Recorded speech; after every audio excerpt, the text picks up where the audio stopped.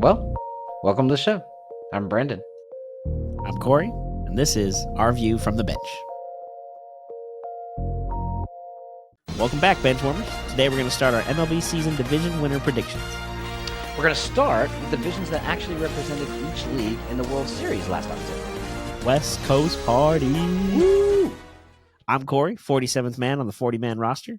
And I'm Brendan, interpreter for Pete Rose. And this is Our View from the Bench. Before we get started, if you're not already, don't forget to subscribe to the channel and hit the notification bell so you never miss any one of our new episodes. Also, if you could please do us the favor, and if you like what you see, smash that like button. Smash it for us, man. It's free for both of us, and it helps probably more than you think. I know I'm rocking the Diamondbacks jersey here, and right now we're killing it. I believe it was 16-1 in like the fifth inning. Who knows where it's at now? But I understand what happened last October. So since the Rangers are the defending champions, we're going to start this entire series by predictions in the AL West. We'll move to the NL West next, seeing that our Diamondbacks represented the National League in the World Series, but we did kind of fall a little bit short. What we're going to do is kind of go give a brief synopsis of what we think is going to happen for the year for each team. We're going to go in reverse order of the standings from the previous year, and then we're each going to give our prediction of where they fall in the standings this current year. So starting in the AL West, it's quite typical lately to have this team at the bottom, and that's exactly where we're going to start again. The Oakland/Las Vegas/ who knows where they'll be playing Athletics. Corey, what do you got to say about the A's going into 2024? It's so sad. They still are in Oakland. There's still a team there. Okay, they are there. Okay, I didn't know. This year. That's all I can guarantee you, because Gotcha. that is up at the end. I don't know what's going to happen with them in the city. Looking at this roster, because obviously you have to figure out who's where and what's on, free agency and trade. I don't know. I think there's two guys on this whole entire roster that I know who they are. It's Ross Stripling and Alex Wood, who both used to pitch for the Dodgers at one point. I don't know anybody else on this roster. So not only do I have them finishing last because they're going to be really bad with a whole bunch of no-name players, but also the only highlight for me when I look at this team is the new play-by-play announcer they hired for TV. Of course. It's going to be Jenny Kavner, and she's the first woman to be the everyday play-by-play announcer for TV for a MLB team. Okay, So props. excited for her. I'm an announcer nerd. I like to listen to different people and their styles and their way of doing it, because it kind of was my thing as a kid, wanting to be one. She did really good filling in for the Rockies when she used to work there, and she's going to be working with former pitcher Dallas Braden, who actually used to pitch for the A's. He's the one who threw the. I thought, dude, when I heard that name, and I was like, why do I know that name? Yeah, I'm pretty sure he threw a no-hitter on Mother's Day in Oakland back in the day when he was pitching. I feel like I remember that. And his mom was probably there or something like that. Correct. Yeah. Absolutely. So he's a character, so I think the two of them are going to be really good together. So unfortunately for the A's, but fortunate for me, the highlight I'm looking forward to for their new season is their new announcing pair. Like, I don't know anything about the team, which is part of the reason I have them finishing last. And, again, they've kind of been there for the last few years, not winning very many games. So I kind of see the same thing happening. I don't see anything different either, my friend. It is the A's after all. Like we've joked about, do they actually have a stadium to play in this year? I think the local call the Coliseum a stadium. Yeah, as it's falling apart, it still might. Honestly, I think the Coliseum in Rome is a little bit better put together than the Coliseum in Oakland, and that's hundreds of thousands of years old. Not hundreds of thousands of years old. Sorry. Yeah, I don't know. Maybe if they need something, the local T-ball field down the street might be open. I don't know they had grandstands, but they don't have fans either, so grandstands aren't really necessary. You know what I mean? True. Because the play on the field definitely doesn't convince anybody to show up, and it's pretty sad. As much as we rag on the A's, Corey and I don't like this. We prefer to have a team that is viable. It's not fun to have somebody as lowly and it's just like, okay, there they are, here they are. So it is what it is. Interesting stat, though, because I'm with you. I really have nothing to say about the A's. But this is kind of, I think it's insane. The beginning of this day today, basically, opening day, their payroll for this year is about $34 million. Damn. For everyone on the whole roster, okay? Wow. By comparison, and I'm trying to do a fair comparison here, because if you think about it, could I compare them and their rosters to the Dodgers, or could I compare them to the Yankees? I mean, yeah, but if I'm trying to be fair, that's not necessarily the best comparison. So how about I just compare them to themselves? Let's take the A's from 2014, yes, a whole decade ago. Their opening day payroll was $83 million, Corey.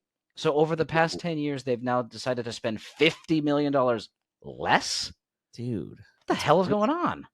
Dude, the owners are just basically raking in the TV money and just not spending it and putting it all in their pocket. I mean, $33 million. There's like players in the league that make more than that nowadays, let alone a whole roster being put together for less than 34 million. That's part of the reason like I feel bad for the fans and like I want them to win, but like if you're the owner and you're not spending money, how can you even as a fan have expectations of them to even have a chance before it even starts? Well, to answer you bluntly, you can't. You know what I mean? And you're completely right. We went over it yesterday. There are 12, yes, more than my hands can count, players that are getting paid, individual players that are getting paid more in average annual value salary than what the A's field at the beginning of this year. And I'm Wow. going to run through them. The obvious one, we'll start at the top and we'll just kind of run through the bottom. These are all above the $33 million mark. Obviously, Shohei Ohtani, Duh. Max Scherzer, Justin Verlander, Zach Wheeler, Aaron Judge, Jacob DeGrom, Garrett Cole, Mike Trout. This is the doozy. Steven Strasburg. What? He's retired. Yes. Wow. He's getting paid more to sit at home than the entire A's franchise is. Wow. Anthony Rendon, Francisco Lindor, and Carlos Correa.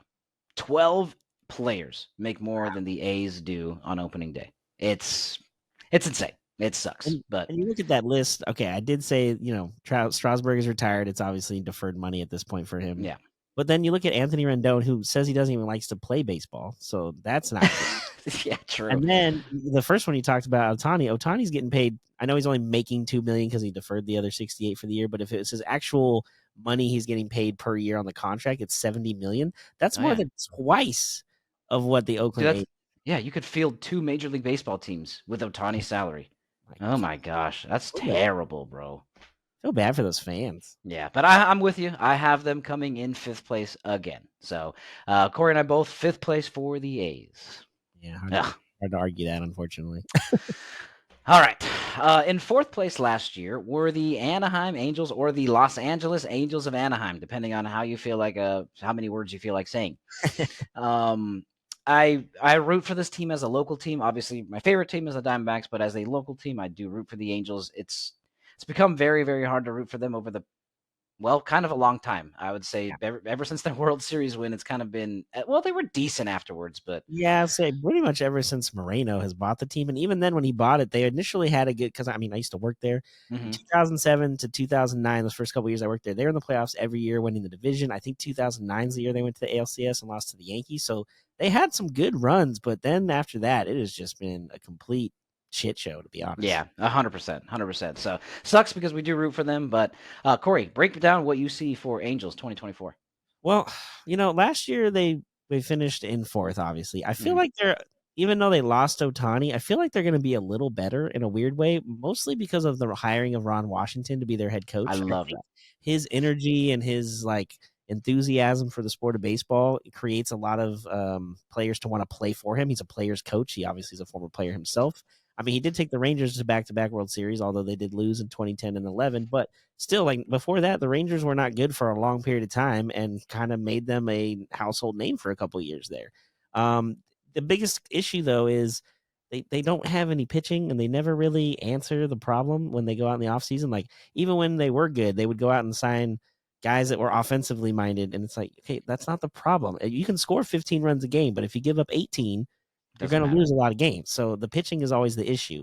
So we'll see what they can do, but I do see them finishing a little bit better than last year. I actually have them finishing 3rd in the division this year. I just think that they're going to take a little bit of a step forward, but not enough to really make a difference and actually make a run at the division title. Okay. I kind of like that pick. I'll be rooting for it. I don't know how, accurate it is, but I'll be rooting for it. I'm with you. As I see the Angels, I have basically one sentence. Mike Trout is on this team. And that's pretty much all we've got. They did lose the best player in baseball, obviously, in Ohtani.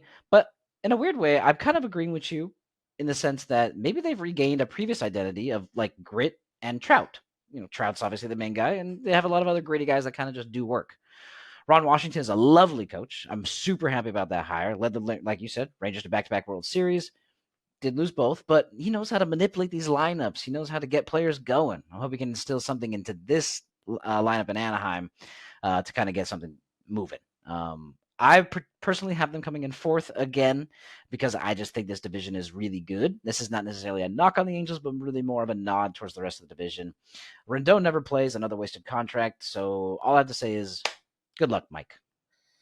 Yeah, I feel bad for him because I mean, and even if you're Rendon and somebody asks you the question about that, or you bring it up, like you don't have to say that out loud to the public. Like you can think that you're not a huge I mean, and baseball shouldn't be your every number one topic. Like obviously, family and other things outside of Faith, the if you have, sports, yeah, whatever it is outside of the sport that you need to have as your priorities. But you don't need to let the fans know that and say it out loud. We all kind of think it and like, no, it's not your main priority because at the end right. of the day, it's just a game.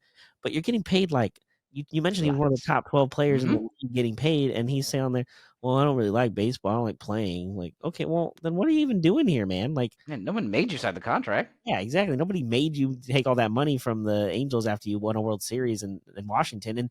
And is it partially because you're in Anaheim now or LA Anaheim, whatever we're calling them, that they're not winning and that you've lost the love for the game? Because I didn't hear anything about this when you were in Washington and you were competing No, with no. That's a the great AL point. East or the NL East and trying to win a World Series and ultimately winning one. Yeah, So I mean, that's a you were very a good big point. part of the reason they even got that title. So I don't know. I just feel bad for Angels fans. Yeah, agreed. I couldn't agree more. So you have them third. I'll take fourth. Okay, nice. All right. Last year, moving up to third place, Mariners just missed, dude. They were fighting at the end there for that one of those last wild card spots, but they did not get it. Mariners came in third last year. How do you see that competing this year, man? So this is where I have them and the Angels flip flopping. I have the Mariners dropping down to fourth. Okay. Um, I look at their roster, and Luis Castillo is a great starting pitcher. The guy they got from Cincinnati a couple years ago in a trade. He's been fantastic. They have a stud in center field and Julio Rodriguez, Yes. and JP Crawford at shortstop is solid. Up the middle, essentially, they're good from pitching to second or to short and to the center field. Beyond that, I don't really know what to expect of this team. They're young. They don't spend a ton of money. Jerry Dipoto, who is their GM, is the master of trades. I think since he's been there in 2015, he's done 155 trades, which is by far the Jeez. most of any team in the majors. But that's always kind of how he's been. And I think part of that problem with the team is you're always tinkering almost too much. Like it's good to change things up, but also try to keep some continuity. But it's a constant like tinker here, tinker there, a small trade here that doesn't really seem to like on the surface to most fans or us like makes sense, but maybe to him analytically it does. But ultimately, they haven't made the playoffs, and I think once maybe in the last few years they had a chance last year. But with this division, you have the Astros who have been to a lot of World Series and won a couple in the last 8 or 9 years, Mm-hmm. and then the Rangers are the defending champs, and they didn't really basically lose anybody of importance. So it's kind of hard to think that the Mariners, by not adding any real firepower or even a solid arm to their rotation, is going to be able to improve on their year from last year. Very good point. Very good point. I'm going to switch it up a little bit on you, though. I think the Mariners are actually the big up and coming team. I'll give you the youth, and I couldn't agree more with how young they are, being led by their very young center fielder, as you mentioned, Julio Rodriguez. He is an animal. I remember when they had the home run derby. I believe it was in Seattle. Dude was smacking them, man. I mean, whoo, boy, that guy could hit.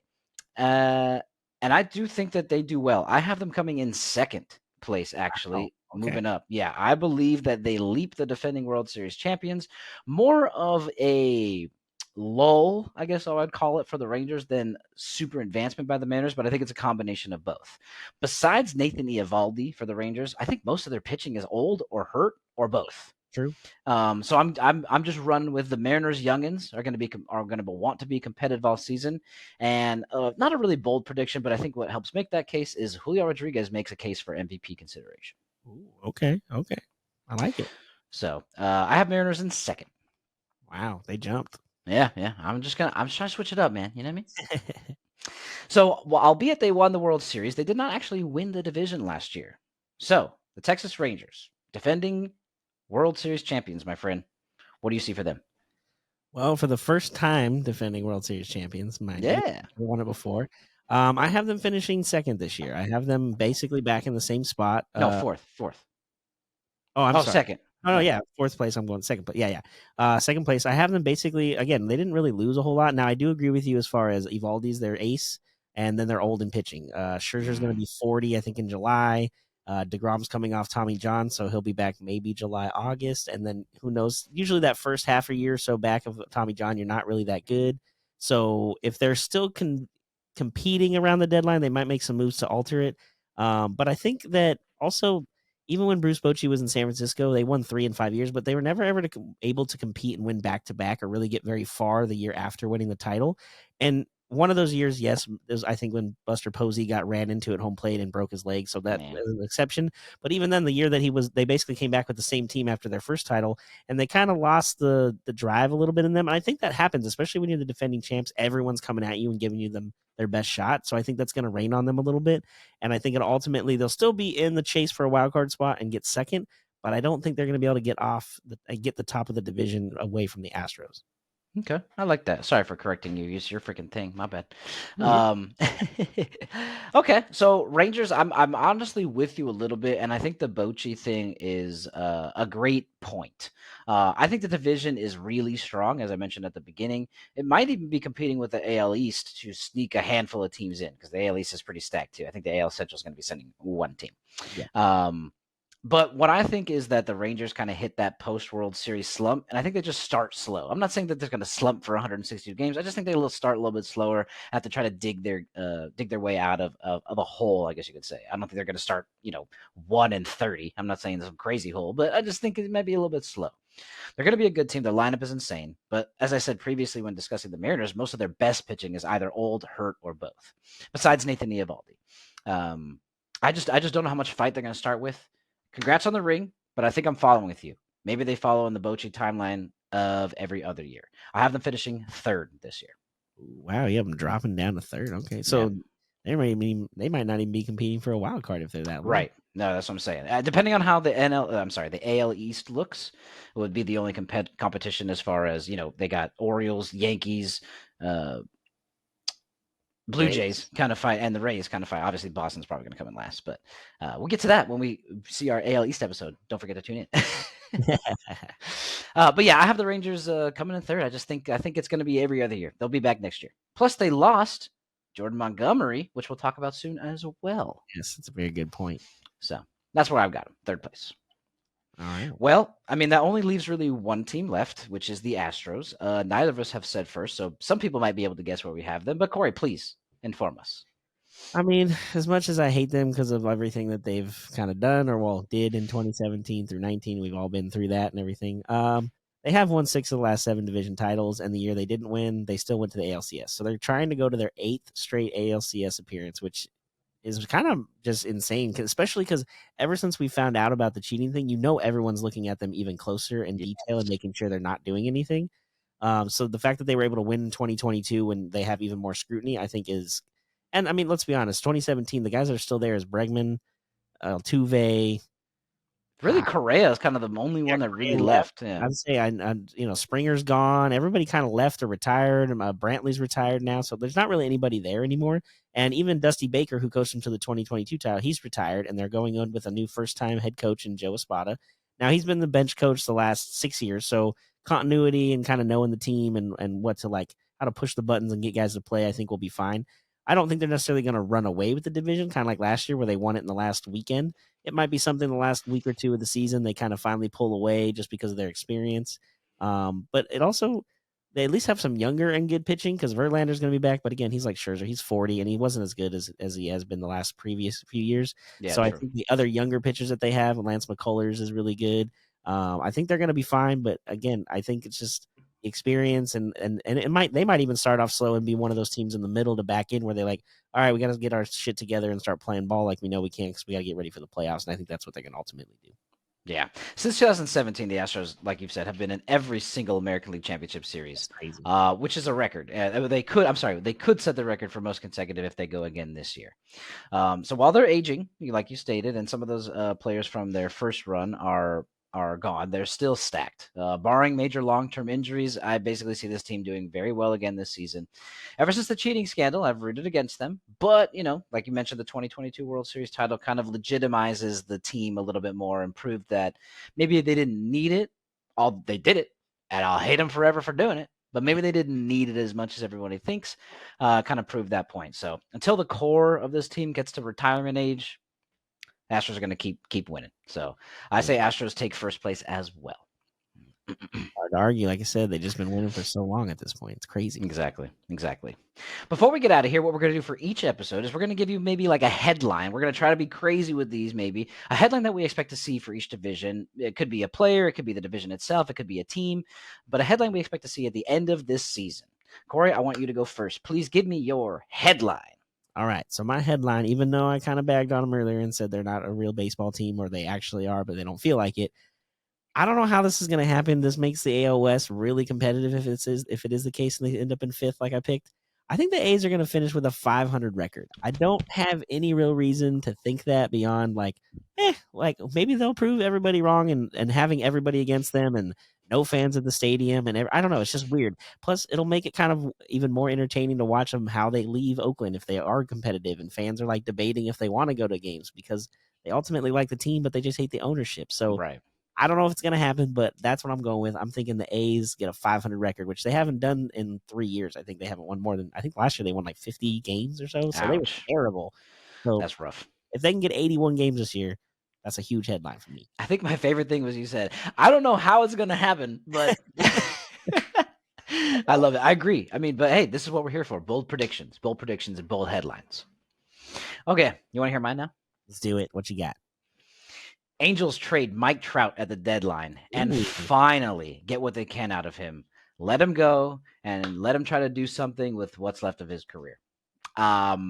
It's been too long. People have been calling for Trout to be in the postseason. Yeah. Something that the Angels can't seem to put together. Basically the same thing that they said about Shohei. And before game 1 of this series or season, they've already said, well, at least Shohei's going to be in the postseason this year. Because that's how damn near guaranteed the Dodgers are with it. Yeah, and the Angels can't get their shit together, man. So what's best for the franchise, because it's not even the money, to be honest with you. Baseball isn't even about money, and his contract isn't even really that crazy, to be honest. But it's just, there's just too much. They need to figure out how to get rid of freaking Anthony Rendon. They need to trade Mike Trout for as many freaking assets as they possibly can. And they just need to not start over, but start over. Yeah. So Mike Trout gets traded. That's my prediction. That's a bold one because, like you said, we've been hearing about it for years that he should ask for a trade. And then there was, I think in the offseason or right before camp started, if things aren't better, then maybe we'll sit down and have a talk. It's like, bro, they haven't been good the whole time. That's right. What are you waiting for? You're only getting older and going to get more beat up and not be able to play the outfield at some point. And then that limits where they can put you and make a difference for somebody else. Because if you're going to go down to DH only, there's only so many spots that really make sense and you can compete. So, yeah, that's very true. I don't know. And it's not like the situation like we've discussed previously when we talked about the Scott Boras clients. Make sure you go check out that episode with Jared Weaver, where he was, wanted to stay local. Mike Trout's not from here. He's from New York or New Jersey or something like that. You know what I mean? He's got friends in Philly, with best friends with Brycey over in Philly. I mean, there's no local ties really to the Los Angeles area, the Anaheim area, Orange County, and anything. So just let him go, man. Get what you can for him. It's time. Well, that's going to wrap this one up. Make sure you check out the rest of our MLB prediction series. In this episode, we've obviously selected our AL West, and we're going to be going over the rest of the divisions in baseball over the next few episodes. Thank you, as always, for seeing things as from RV from the bench. I'm Brendan. And I'm Corey. Like we always say, enjoy the sports until we talk again. Peace.